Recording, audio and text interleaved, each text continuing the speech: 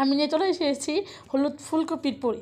আর প্রথমে প্যানে জল দিয়ে দিলাম, পরিমাণ মতো লবণ, তারপর ফুলকপিগুলো এক একে দিয়ে দিচ্ছি। তারপর আলাদা একটি বাটিতে পরিমাণ মতো লবণ, চিনি, তেল দিয়ে ভালো করে ডো বানিয়ে নিলাম। তারপর সিদ্ধ করা ফুলকপিগুলো একটু ময়দাতে ভেজে ঠান্ডা হওয়ার জন্য 2-1 মিনিট জন্য রেখে দিব। তো লিচির ভেতরে ফুলকপির পুরটা ভেতরে দিয়ে এখন পুরির আকারে বেলে নিব। তারপর প্যানে পরিমাণ মতো তেল দিয়ে পুরিগুলো এক একে ভেজে নেব।